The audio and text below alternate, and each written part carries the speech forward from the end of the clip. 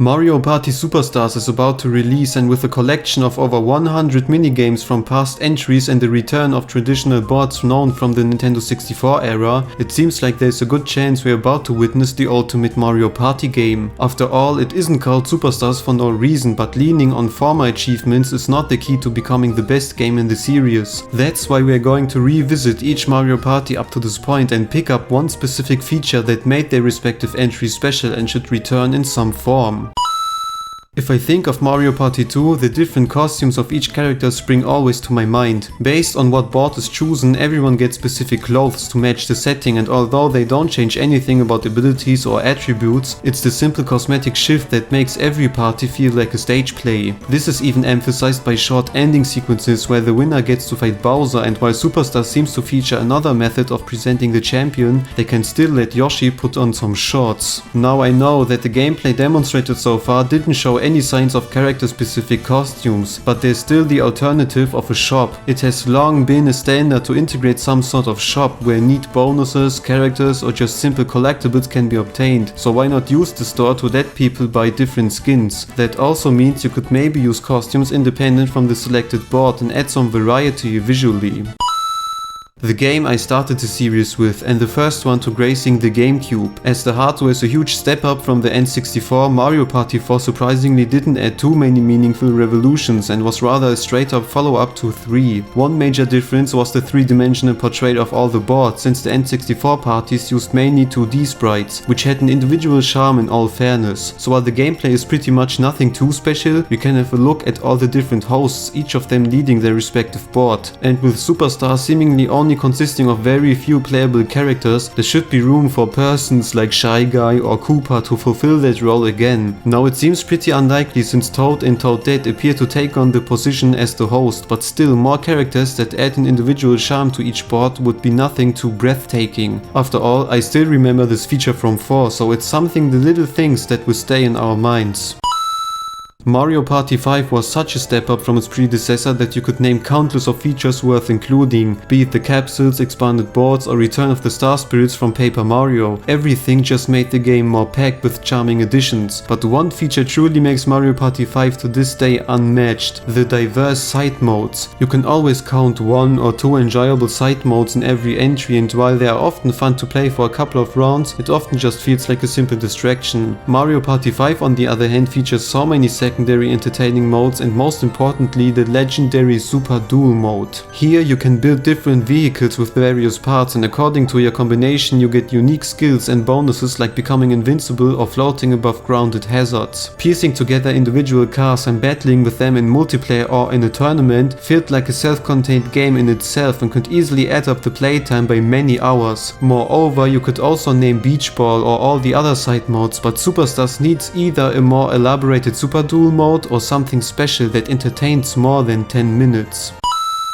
It's really hard to pull something from Mario Party 6 without mentioning the main feature, day and night cycles. Depending on the corresponding daytime, all boards would change their setup by some slight alterations, for example opening or blocking different paths. Therefore you had to constantly adapt to the current situation and plan at least 2 rounds ahead. As long as they don't plan on creating new boards, we have to consider something that is separated from ideas related to specific boards. So let's contemplate the minigames instead. Each one, or at least most of them, had day and night versions, and although this didn't change things up in terms of rules, the visuals had a different feelings to it and sometimes even switched up characters like Shy Guy with monkeys. Of course Superstars wouldn't have any day and night cycles, but instead just changed the background or setting randomly, giving each minigame more longevity.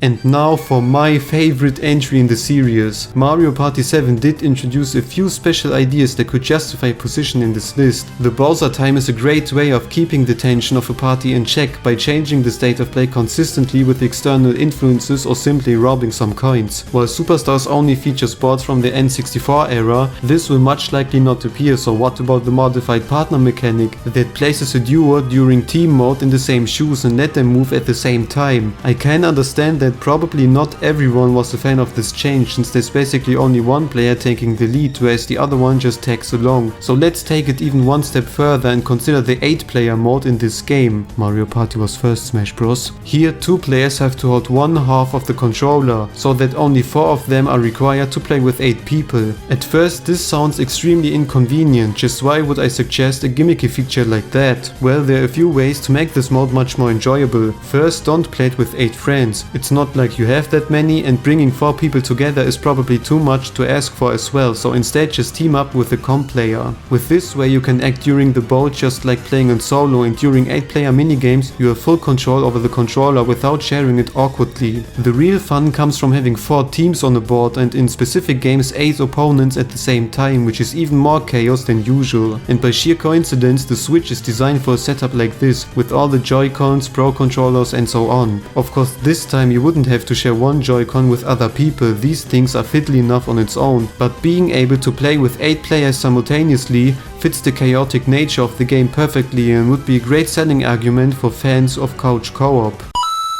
I know I try to avoid speculating about possible board features, but let's combine Mario Party 8's biggest strength with something everyone expected for Super: free updates. In order to keep the multiplayer fresh and give players a reason to return, the game absolutely needs to add some more boards. The minigame side already looks more than satisfying with over 100. In contrast, however, there are only 4 or 5 boards from the N64 era, which is simply way too less. Compared to Mario Party 8 Deluxe with its 48 tracks as well as 8 battle arenas, or Super Smash Bros. Ultimate outstanding 103 stages. At first sight this comparison seems unfair, since Mario Party games don't have the budget and overall production value of the mentioned comparisons, but one thing most people like to forget is how incredibly well Super sold for the Switch. Over 15 million sales is on par with something like the Pokemon games, so there's definitely no point in holding back such a lucrative franchise. I mean, come on, only 5 boards sounds so embarrassing in comparison, and with the recent trend of adding additional content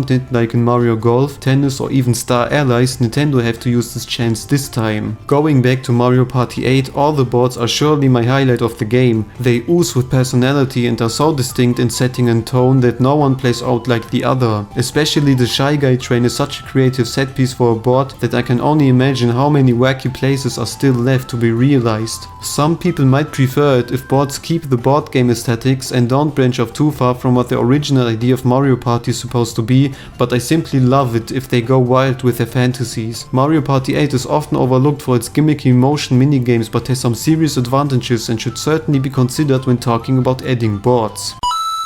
Here we go, the first Mario Party that started a long era of underwhelming parties and unnecessary experiments. As lackluster as you might find these games, they still have some merits to them, which could add to the best party. I'm going with boss battles here, and although there are some attempts on doing something like bosses, 9 is the first one that fully embraces this inclusion as a proper feature. I know it sounds rather weird to take bosses in a Mario Party game serious, since they are only glorified minigames, but the feeling to them is still different and can be used as one final minigame at the end of a party. Now it becomes really hard, since Mario Party 10 didn't actually include many creative ideas, although being such a milestone just from the number. The Bowser Party is out of play because of the missing gamepad, and all the other features were already established in 9. So what about going with Amiibo, which could add little bonuses like money for a shop, or as I said, costumes to characters? Maybe something similar to Mario Kart, where different Amiibo would grant special skins. Mario Party 10 actually locked a whole mode behind these McDonald's toys, but little gifts are just the right amount of bonuses that make you not feel compelled to go out and buy a couple ones. Super Mario Party was finally the first entry in a long time that actually looked kinda promising. Gone are the stupid car sections, and instead we got small and few but still clear boards similar to traditional games back in the day. As amazing as this may have looked, much like the board itself, the rest of the game felt a little thin and short in meaningful substance. In contrast, the character selection got a much needed update and featured all the playable characters from each game with some interesting additions. Except for Plooper. Poor guy. One of the traits each older other game followed was to put at least one, if not two characters on top of all the existing ones. There are exceptions like casting out DK or Mini Bowser, but the former is already replaced by Bowser Jr. Mario Party 9 sadly stopped this trend, even though I've always loved to see more wacky inclusions like Plooper, Spike and Shy Guy without having to miss out the older ones. Thankfully, Super Mario Party came to senses and probably added the best character of all time into the game, Monty Mole, and even the clumsy Goomba. We have no idea how Superstars roster will actually look like, but if they don't plan on having the same amount of characters, then at least keep a majority of Super and maybe feature more recent characters like Pauline. With the mainline games being done, there are only the handheld Mario Parties left. If I think about it, DS was actually rather ambitious in terms of translating the principle into a handheld. The Game Boy did its whole own thing because I presume the console couldn't really bring the gameplay known from the home consoles into a proper light. So having a proper party on the go was really exciting back in the day. They have even gone for a whole ridiculous story mode and based all the boards on the premise of being shrinked by Bowser. Although this would be worthy inclusion for some people, I go for something more simple and suggest achievements. I'm not sure if they made their debut in this title, but by playing the story mode with all the characters and completing many other different objectives, you could earn some points that would unlock trophies, badges and other stuff. Naturally, there's still some untouched potential like spending these points in an actual shop, but mere achievements are a simple way of bringing back the player back to the game. Weekly online challenges or missions in general would also keep the community alive, and seeing a stupid number of points going up each time you win is something satisfying for everyone. You can't deny it. That's it, these are all the features past games did right and should absolutely return and culminate in the ultimate Mario Party. You've probably noticed how I left out 2, 3, Island Tour, Star Rush as well as Advance, and the reason for that is I just simply haven't played them. I've started with Mario Party 4 on the GameCube and could only revisit 2 because of the Virtual Console on Wii U. Are 1 and 3 so bad, or what's the reason they left them out? So go and tell me in the comments which features should be added from all the games I left out and share your thoughts on all the ideas I picked from each entry. Maybe I'm going to come back to this video and see how many points I actually made it in the game, so let me know if you're interested in some sort of review. Oh, how could I forget? There's still one feature left that needs to return and can be applied to all Mario Party games until now.